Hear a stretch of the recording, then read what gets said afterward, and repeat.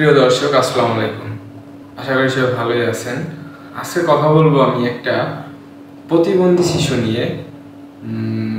প্রতিবন্ধী শিশু বা বাচ্চা দুইটাই বলা যায়। বিষয়টা দেখলে আসলে বুঝতে পারবেন যে ক্লাস 9-এ পড়ে, সে পা দিয়ে লেখে। এবং আমরা বেসিক্যালি যারা মানুষ, মানে সুস্থ সবল মানুষ, তারা আসলে খুব সুন্দরভাবে যারা চলাফেরা করতে পারি, তাদের কাছে তাদের অনেকেরই হাতের লেখা এত সুন্দর না। আসলে সে যতটা সুন্দর করে লিখতে পারে বা সে তার প্রতিভা আসলে যত সুন্দর আমি দেখেছি আর কি, তাকে সবাই কম বেশি আর্থিক সহযোগিতা করছে। এই জিনিসটা খুবই ভালো লাগছে, কারণ আমরা লিখতে পারি, হাঁটতে পারি, চলতে পারি, তবুও আমরা জীবনে অসুখী বোধ করি।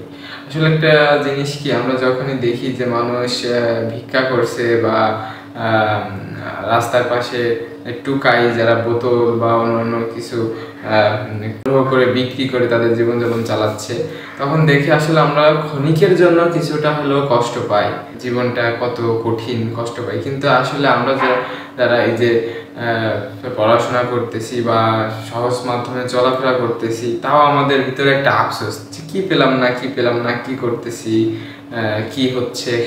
আসলে মানুষ হিসাবে আমাদের আদায় করা উচিত। আজ এইটুকুই, দেখা হবে অন্য কোনো ভিডিও নিয়ে বা অন্য কোনো বিষয়। এখন পর্যন্ত সবাই ভালো থাকবেন, দোয়া করবেন। আসসালামু আলাইকুম।